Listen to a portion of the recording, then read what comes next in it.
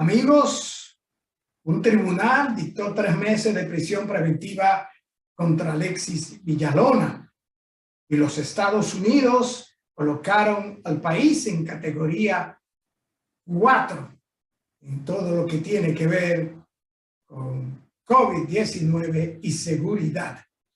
Y también, amigos, aseguraron que la mujer involucrada en un accidente que dejó 2 niños muertos estaba bajo los efectos del alcohol y aprendiendo a conducir. Y la 5ª ola de COVID entró en una etapa de meseta, según las autoridades de salud.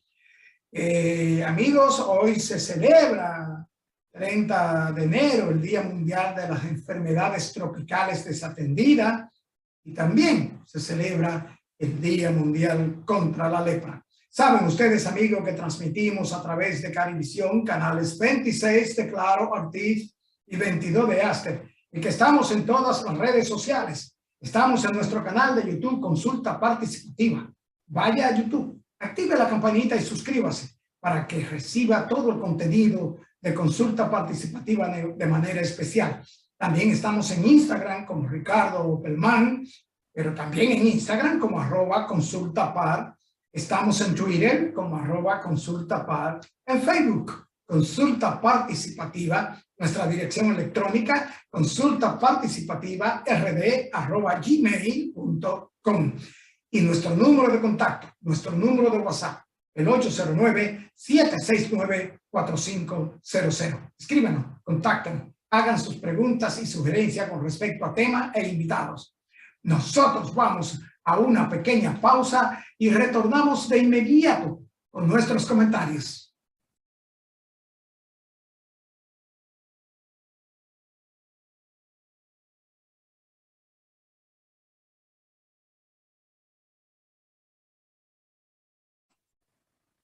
Amigos, y el Tribunal de Atención Permanente de la provincia Peravia dictó 3 meses de prisión preventiva contra Alexis Villalona. Este señor que está acusado de agredir físicamente a Santa Arias la madrugada del pasado 1 de enero en Baní. Villalona deberá cumplir la pena en la cárcel a la cual no quería ir, la cárcel pública de Baní.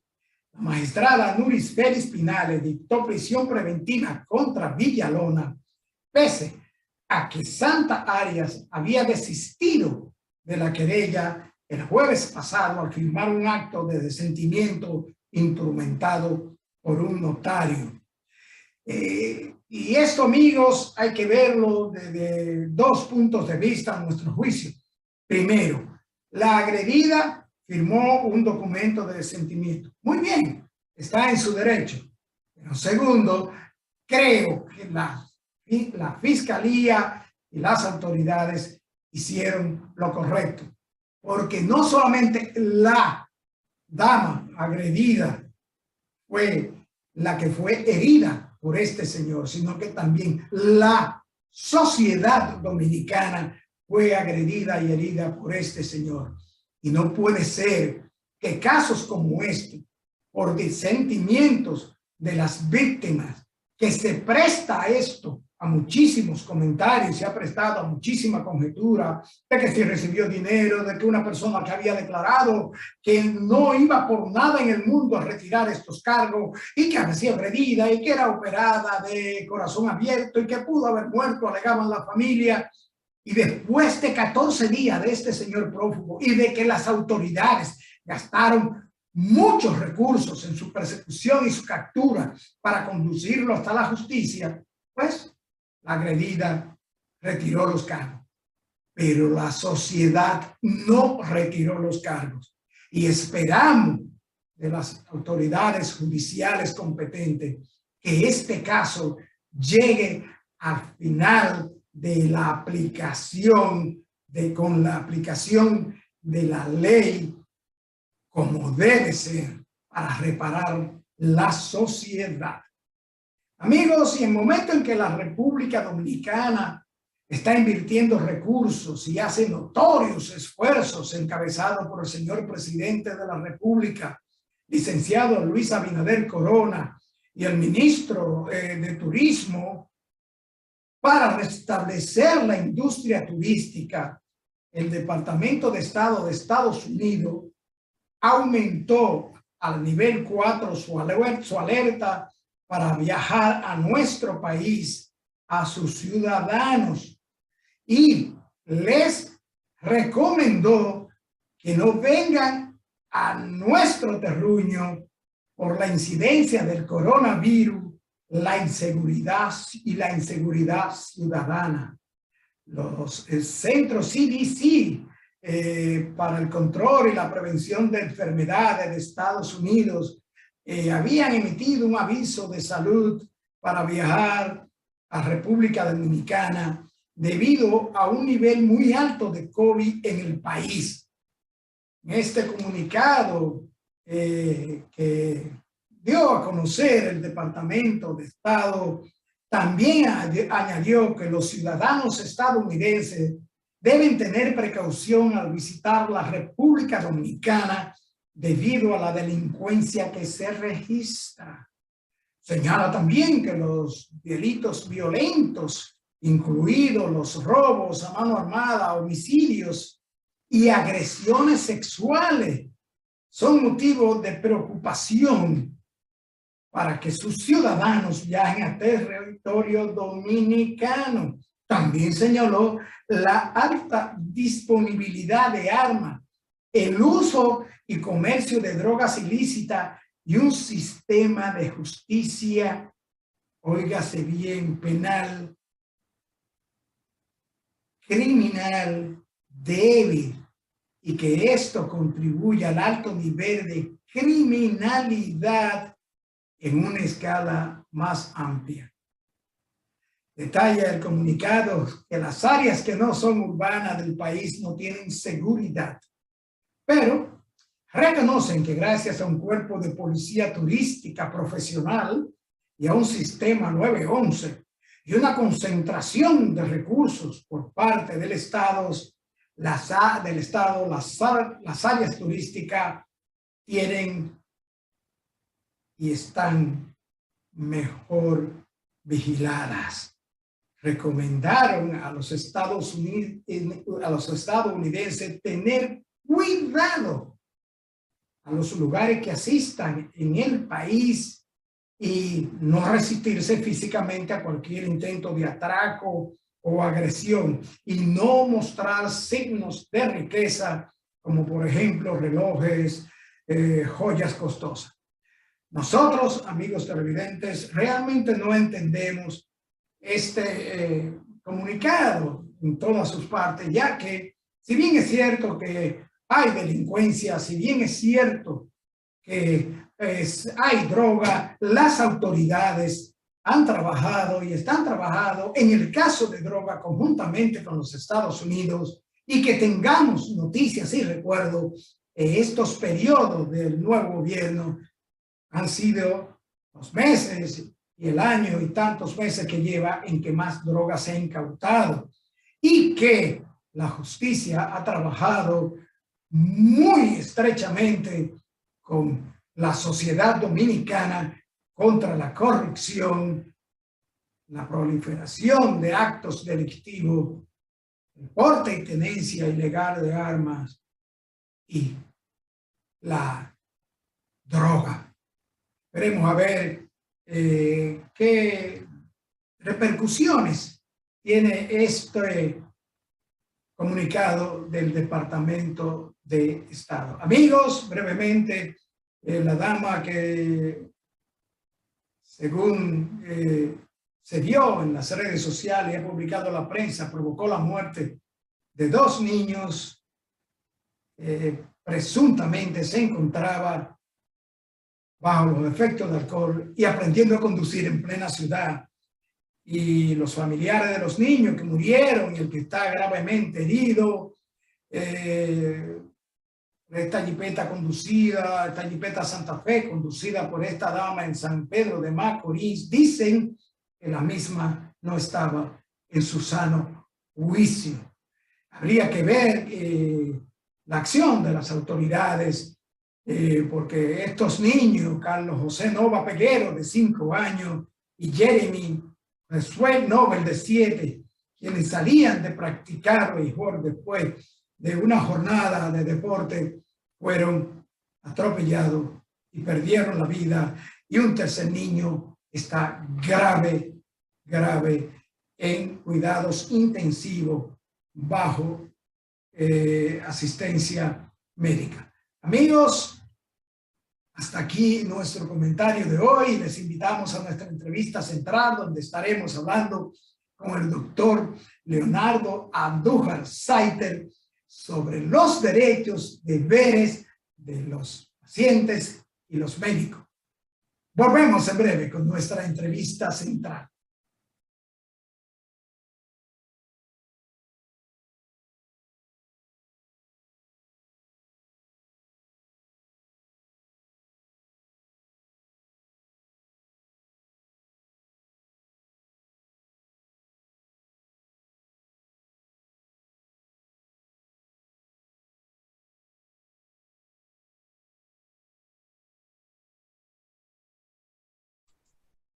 Bien, amigos televidentes, como les decía, hoy tenemos en consulta participativa a un profesional de la medicina y del derecho que teníamos unos meses tratando de que nos dedicara esta media hora para compartir con todos ustedes su sabiduría, sus orientaciones y sobre todo de esta especialidad que él tiene de derecho médico.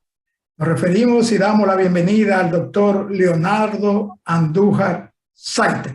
Bienvenido a Consulta Participativa, doctor.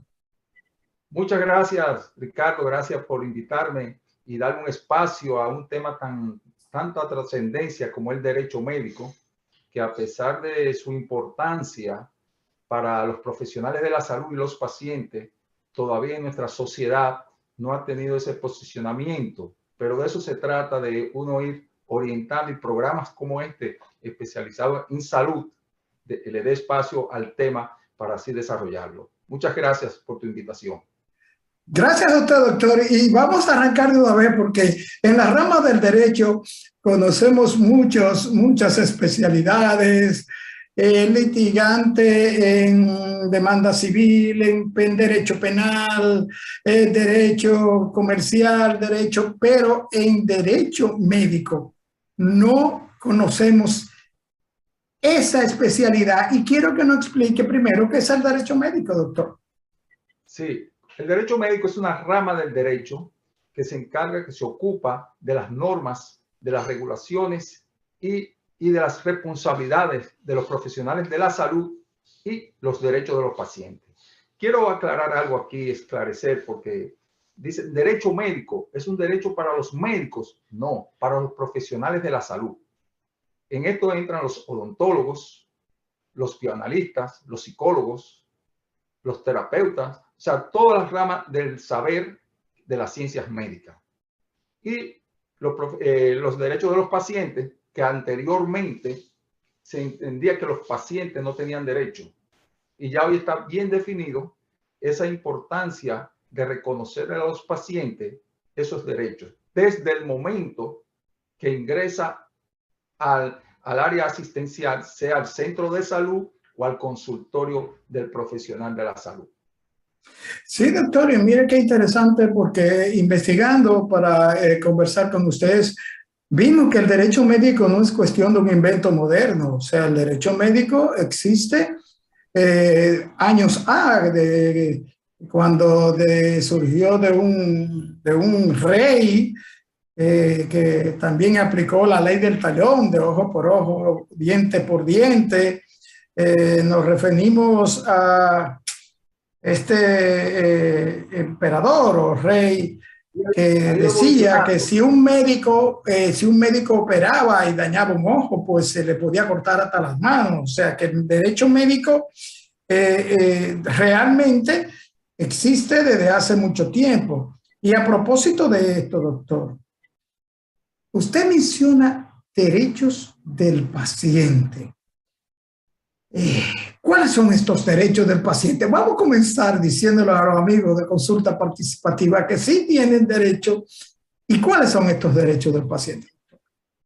Primero, ya se ha roto el paternalismo que existía del médico, de que todo lo que decía el médico era palabra sagrada. Ya no. Ya existe la autonomía del paciente, la autonomía a decidir. Es un derecho que tiene el paciente. O sea, quiero estar con usted, pero también me permito hacer una interconsulta, una segunda opinión. Y el médico de base, tiene que asimilar eso de manera tranquila, profesional. Sabemos que en nuestro medio todavía esa parte de la mentalidad del médico no es asimilable del todo. El paciente tiene derecho a la vida, derecho a la salud, son derechos constitucionales, derecho a conservar su nombre, la integridad, un derecho a la calidad de servicio, a la calidez de los servicios, derecho al secreto profesional, derecho a una asistencia adecuada. Por ejemplo, el derecho a respetar el tiempo del paciente, y eso vemos muchas veces que un profesional de la salud lo cita a usted para las 2 de la tarde y son las 5 de la tarde y ese profesional de la salud no ha llegado al área de laboral. Puede suceder, como son profesionales de la salud, se le presenta algún tipo de emergencia, pero todos los días, y eso es un irrespeto al paciente. Entonces, el paciente tiene que saber que tiene muchos derechos. Derecho a elegir, derecho, incluso derecho a ser asistido, por ejemplo, en la parte religiosa.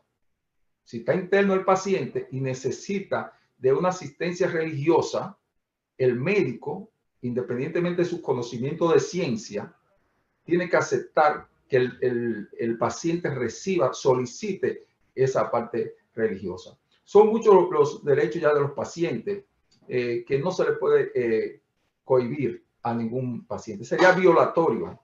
E incluso la Ley General de Salud, también contempla en su artículo los derechos de los pacientes. Y esto es muy importante. Esto del consentimiento para los procedimientos y estar debidamente informado antes de practicarle cualquier tipo de procedimiento a un paciente, ¿cierto? Es un punto importante del derecho médico. El consentimiento informado incluso es tan antiguo desde los tiempos de Hipócrates, el juramento hipocrático. Se dice que ahí nace el consentimiento informado.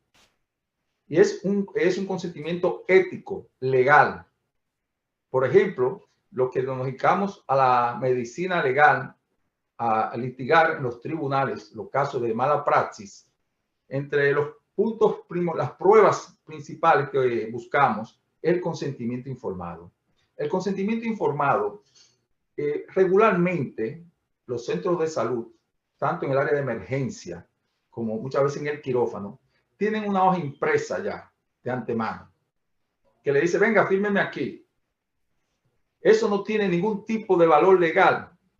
Hay un requisito para el consentimiento informado tener validez. Se recomienda que no sea el día, obviamente, de la cirugía. El paciente no puede firmar nada, no puede consentir nada, no puede bajo una presión.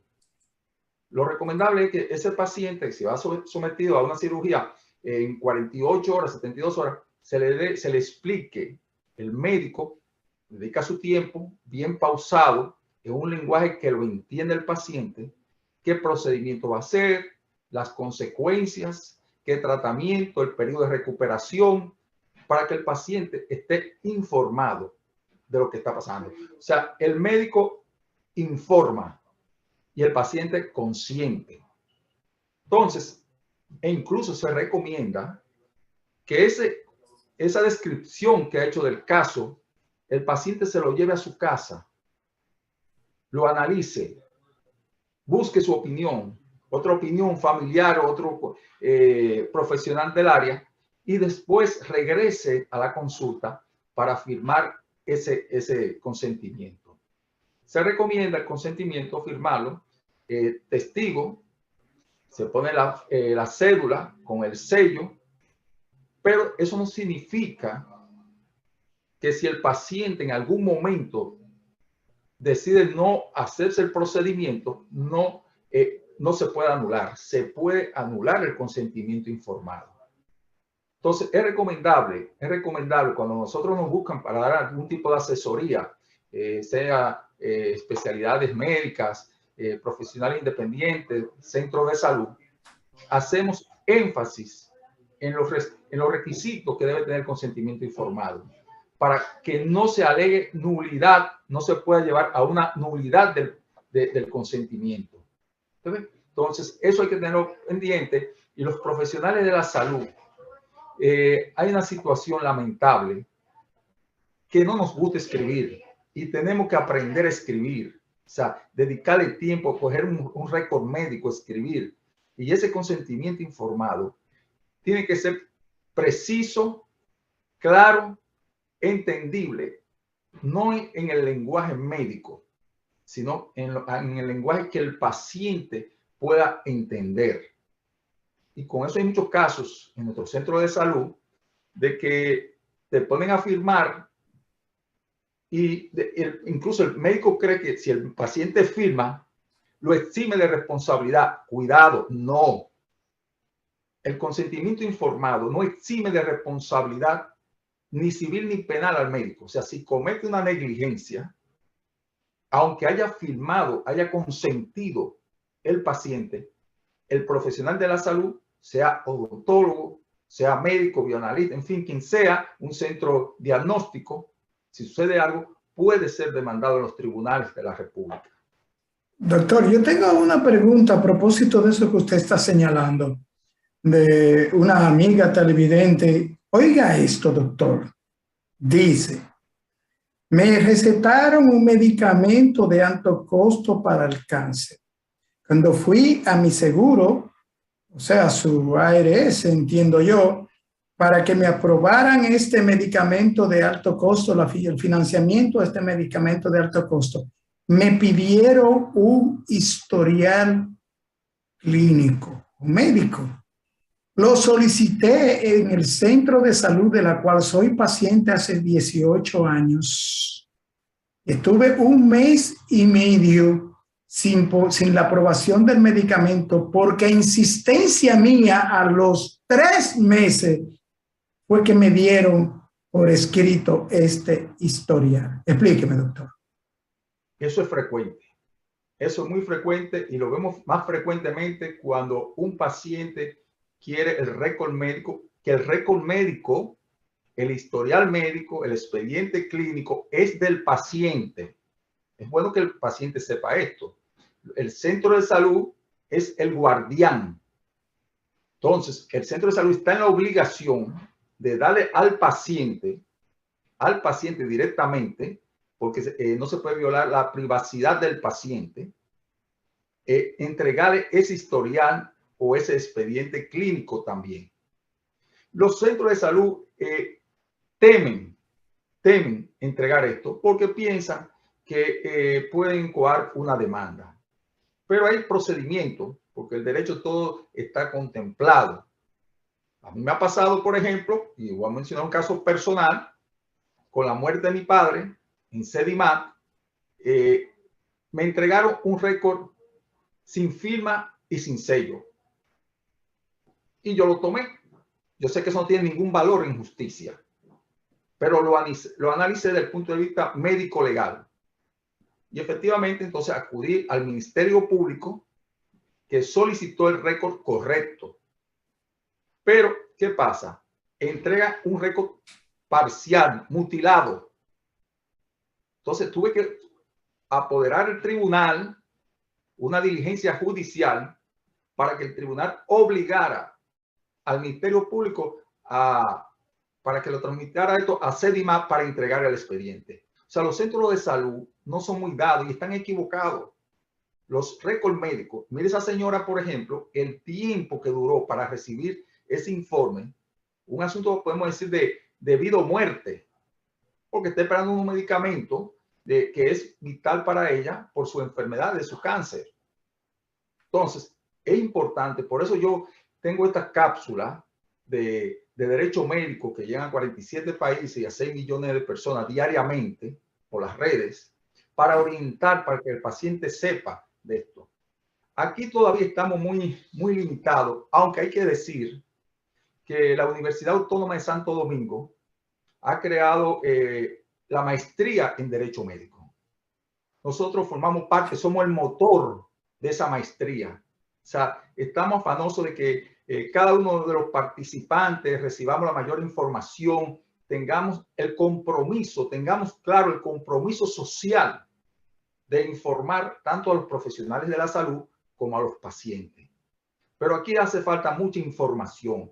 Qué bueno que programas como el tuyo realmente le dé cabida a un tema tan trascendente, porque el derecho médico tiene muchos temas. Y es importante muchísimo, doctor. Sí, que la población vaya buscando, explorando.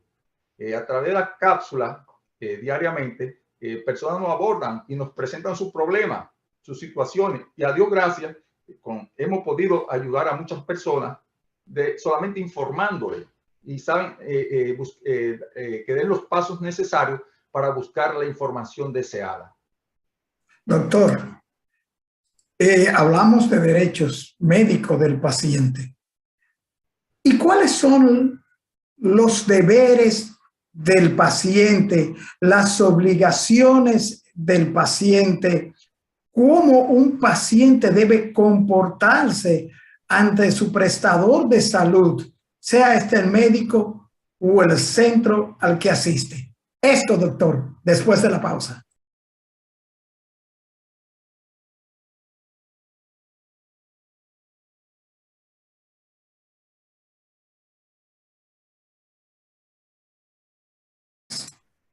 Doctor, antes de irnos a la pausa, le dejaba en el aire la pregunta, hablamos de los derechos del paciente, pero hay obligaciones del paciente, deberes del paciente. ¿Cuáles son estos deberes del paciente ante el prestador de salud o su médico? Muchas veces solamente nos preocupamos, yo tengo mis derechos, todo el mundo habla de mis derechos, pero no hablamos de nuestros deberes. Y cuando no cumplimos con nuestros deberes, perdemos nuestro derecho. Por ejemplo, algo fundamental, y yo como en mi ejercicio de la medicina, le hago énfasis a los pacientes con respecto al, primero, el cumplimiento de la cita. Eso es el primer orden. Si hay un paciente que no cumple con la cita, que le pone el médico como de seguimiento, entonces, si hay cualquier situación de su enfermedad o del tratamiento, el médico puede alegar, porque todo lo registra o debe de registrarlo, de que usted no tenía una visita continua a la consulta, de que usted se descuidó en determinado momento con la administración del medicamento.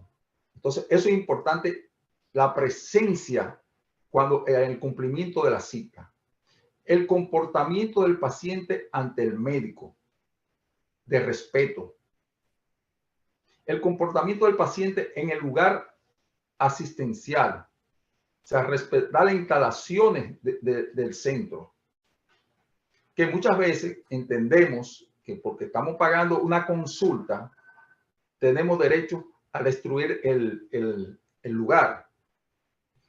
El paciente también tiene deber de informar todo sobre su enfermedad. Eso es muy importante. Ojo con esto, porque si tú no le informas al médico de todo tu proceso, tanto presente como pasado, por eso hay lo que se llama el historial clínico, que el médico se sienta con el paciente y comienza a recoger todas esas informaciones pasadas, sus antecedentes pasados, presentes, y si el paciente, por alguna razón que no recuerde, o que tenga una intención maliciosa de ocultar esa información, ya entonces ahí va perdiendo su derecho ante el médico, porque su deber era de informar. Por ejemplo, hay muchos pacientes, y esto se ve en procesos alérgicos. Es importante informarle al paciente, perdón, al médico, que él es alérgico a determinada sustancia. Y así el médico obviamente toma la precaución a la hora de prescribir cualquier medicación. Pero no solamente el paciente, porque estamos enfocados, estamos hablando del paciente hacia el médico, pero recuerde, el derecho médico es de todas las ramas del saber de las ciencias médicas. También pasa con los odontólogos. Por ejemplo, yo tuve un caso de un paciente odontológico que quería demandar, por eso yo le explico lo importante de cumplir con la cita. El paciente le hicieron un procedimiento de rehabilitación bucal y después había que hacer un implante. Y el odontólogo le hizo un cronograma de actividades, pero el paciente no cumplía con ese cronograma de actividades. En un momento dado, el paciente hace una inflamación en los alveolos dentales y quiere demandar al médico porque tiene imposibilidad para comer, está incapacitado, todo esto. El caso me llega a mí, ese caso real. Y yo era el representante legal del odontólogo. Y estuvimos analizando, le digo, no, espérate, óyeme, tú hiciste un consentimiento informado, lo tenía bien hecho, le hizo un cronograma de actividades, pero quien no cumplió fue el paciente. Entonces, el paciente desistió, se le analizó, llegamos a una conciliación y de que ahí no hay un caso legal. Entonces, el paciente, para mantener su reclamo, es importante ese derecho, o sea, ese deber de cumplir con la cita, del seguimiento, lo que recomienda el doctor. Doctor, precisamente ahí está nuestra pregunta. Derechos de los médicos y como usted bien señala, los profesionales de la salud. Mira, tú sabes que los profesionales de la salud, el tema de derecho, cuando tú le hablas de derecho, se pone un poco nervioso. Derecho médico, como te dije, yo he dado conferencias en sociedades especializadas, en rama de la medicina, y ese tema lo pone nervioso y muchas veces el médico no quiere incluso que le hablen de esto. Grave error.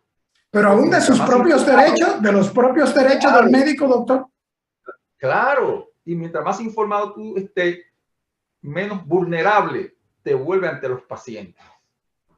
Yo insisto por eso, y a nivel de la maestría, yo siempre he dicho algo, que el derecho médico es para los médicos abogados, no para los abogados, para los médicos abogados.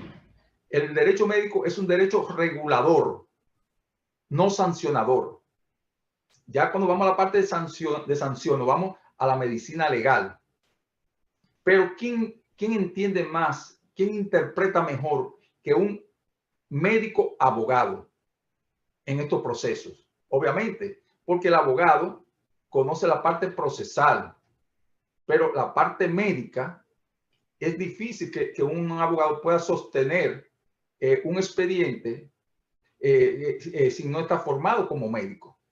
Pero ¿cuáles son estos derechos específicos que tiene el médico, doctor, ante el paciente? Bueno, el derecho al paciente, exigir cumplimiento. O sea, el médico puede exigir el cumplimiento del paciente. Claro que sí. El médico puede exigir el cumplimiento del tratamiento. El médico puede exigir que respeto. El médico puede exigir incluso la forma de vestirse a la consulta. O sea que son derechos que el médico tiene, porque hablamos que el médico es sancionado y todo esto, pero el médico también tiene derecho. Lo que pasa es que el médico no busca, no explora. Nosotros tenemos por formación, desgraciadamente, los profesionales de la salud, desgraciadamente, de que a nosotros nos formaron para ver pacientes y muchas veces ni pacientes sabemos ver. Entonces, ya tenemos que abrir esa mentalidad, el profesional de la salud, para incorporarse a un mundo competitivo y exigente y que necesita de información. Doctor, Entonces, pero hay un médico, derecho, perdón, hay un derecho, doctor, que se enuncia de los médicos, que es el tener a su disposición los recursos que requiere la práctica profesional. Esto se refiere a que el centro de salud donde labora o presta su servicio el profesional de la salud tiene que proporcionarle los recursos que requiere la práctica médica. claro que sí. Por ejemplo, un anestesiólogo, por mencionar un especialista, para administrar anestesia, necesita una serie de equipos, sustancias en el quirófano. ¿Y quién provee eso? El centro de salud. En el caso hipotético, por ejemplo, que a ese anestesiólogo, algún paciente fallezca porque faltó algún equipo fundamental, hay que ver primero si el anestesiólogo notificó esto al centro de salud, que hacía falta, por decirle, un aspirador, por decirle algo, porque el aspirador que está dañado. Si él reportó eso al centro de salud, lo exime de responsabilidad. Entonces, el centro de salud asume esa responsabilidad por completo. Claro, los médicos necesitan de esos equipos y son los centros de salud que tienen que, claro, cuando son equipos a ser utilizados, por ejemplo, en quirófano, en cuidados intensivos, pero hay equipos que cada médico en su consultorio lo tiene según la especialidad, pero ya eso es diferente. Doctor, un colega médico suyo y amigo de nosotros nos dijo, no deje de preguntarle al doctor sobre el derecho a recibir una remuneración justa por los servicios que prestaron. Hábleme de eso, doctor. Bueno, usted me está poniendo en una situación difícil con los colegas, ¿verdad que sí? Fíjate, primero, no hay una tabla. Mira, es un tema complejo. El médico no hay una tabla que regule que tú por determinada consulta, determinado procedimiento, o sea, a nivel privado me refiero, primero, a nivel privado, no hay una tabla. Cada médico cobra como entienda. ¿Qué? ¿Cómo entiende? En el lugar, en el centro de salud que esté, eso es importante, las condiciones socioeconómicas del paciente, también él se visualiza eso y en base a eso cobra sus honorarios. Pero ¿qué pasa? Cuando son por ARS, por seguro, hay una tarifa establecida, pero hay una violación también. ¿Qué pasa? Que el médico está establecido que debe cobrar una diferencia de tanto, por decir algo, 2,000 pesos, por decirle algo, un internamiento, pero el médico cobra 5,000. Él está violando el contrato con la ARS. Está violando, eso es violatorio. Pero ¿quién reclama eso? Los pacientes no lo reclaman. A veces hay pacientes que reclaman porque tampoco quieren que le paguen en cheque, sino en efectivo. Entonces son de los conflictos que hay con respecto a lo que es la remuneración económica de la medicina. Y realmente todos trabajamos porque necesitamos alguna entrada, ciertamente, pero la medicina no puede estar enfocada, en la parte económica de lo primordial. Es el sentido humanitario. Y ahí es un tema muy importante de por qué la medicina se ha deshumanizado.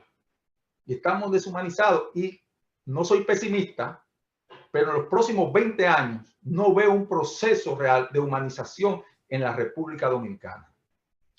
Bien, doctor, y hay algo muy importante que también tengo la encomienda de que usted le trate a los amigos televidentes de Consulta Participativa.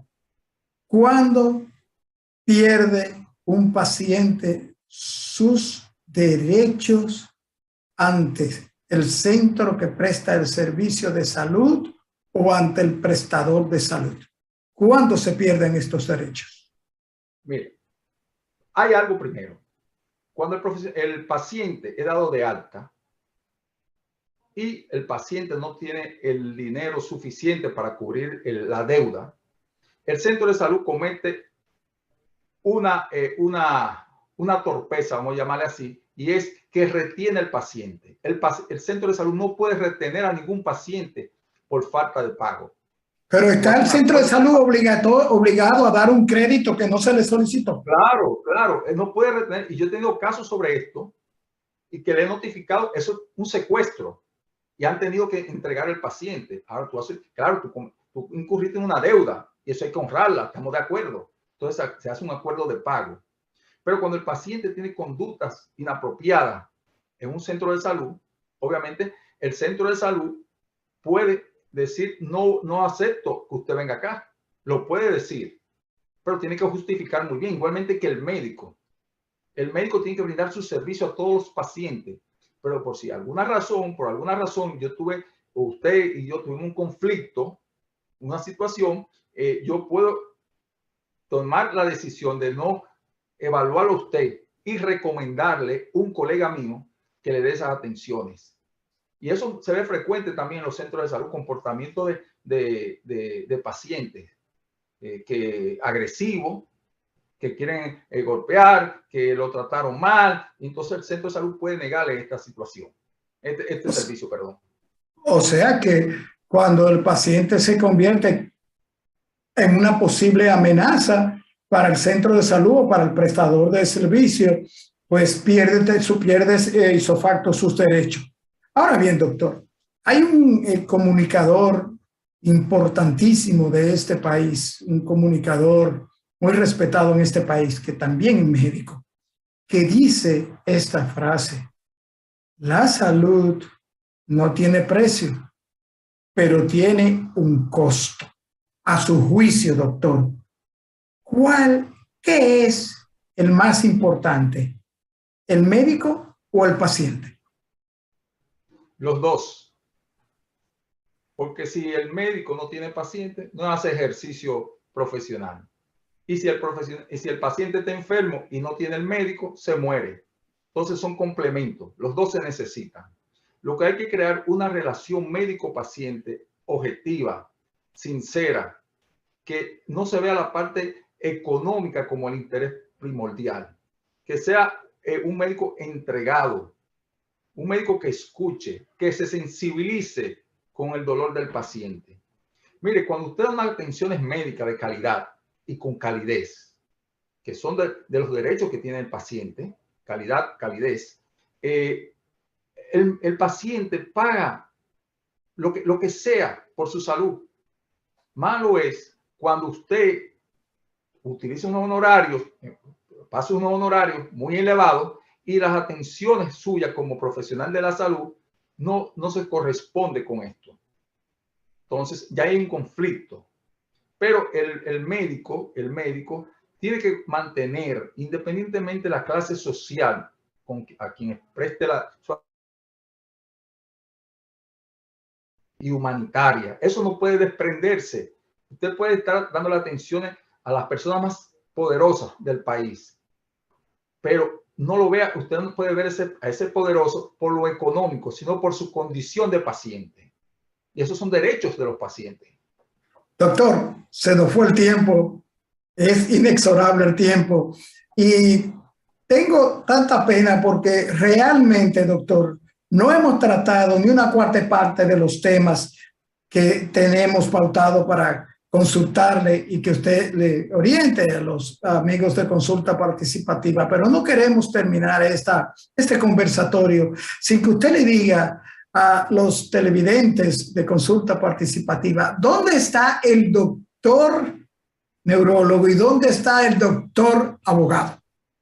Ok, nosotros tenemos nuestro consultorio en el Centro de Medicina Avanzada, Dr. Abel González, en la avenida Abraham Lincoln. También ahí tratamos los casos de medicina legal, porque realmente ejercemos dentro del derecho con mayor preponderancia la parte de la medicina legal, que son las demandas médicas, tanto para el médico o para los pacientes cuando así no necesitan. Estamos ahí a la orden. Doctor, se me queda una preguntita que me han insistido en ella. ¿Es cierto, doctor, que en la medicina, en el derecho médico, en el aspecto de juicios y demanda, Es necesario que para que se compruebe la mala praxis se pruebe la intención por parte del ejecutor. Claro, eso es parte, el que acusa es el que tiene que demostrar que hubo una falta y un daño. Porque puede ser tema de otro programa, un error médico, un error profesional, no necesariamente produzca daño. Entonces, si no produce daño, no hay demanda, no hay caso. Entonces, tiene que producirse daño. Por eso insisto que en los casos de demanda médica, el profesional idóneo, el representante legal es el médico abogado. Insisto siempre en mi columna de motivar a la persona a despertar, a que busquen el médico abogado que lo asista en cualquier caso, sea o para demandar o para defender esa demanda. Bien, doctor. Se nos acabó el tiempo, inclusive no hemos pasado, producción nos está haciendo muchísimas señas. Pero yo quiero, doctor, solicitarle, dado que se nos quedó 3/4 partes de los temas a tratar con usted en este aspecto y que no tratamos nada tampoco de su especialidad de neurología pediátrica, nos gustaría comprometerlo, solicitarlo para una próxima entrega de consulta participativa. Claro que sí, programas como esto hay que apoyar porque la población necesita, y personas así como usted que bien lleva el diálogo, se hace muy ameno y muy instructivo para la sociedad. Hago ese compromiso. Muchísimas gracias, doctor. Un abrazo y gracias. Gracias igualmente para ti. Bien, amigos televidentes, después de este interesantísimo y orientador conversatorio con el doctor Leonardo Andújar, perdón, oh Dios, Leonardo Andújar, médico, neumólogo, doctor en Derecho, especialista en Derecho médico, solamente nos resta hacerle nuestra exhortación acostumbrada en tiempo de pandemia. El COVID no se ha ido, tal vez nunca se vaya. Las variantes que presenta el COVID la estamos viviendo y están ahí. Por favor, observemos las directrices de las autoridades de la salud y protejámonos. Continuemos siempre la práctica del lavado de manos, el uso de mascarilla y el distanciamiento social. Seamos una herramienta de salud, no una herramienta de perjuicio. Amigos televidentes, nos vemos en la próxima entrega.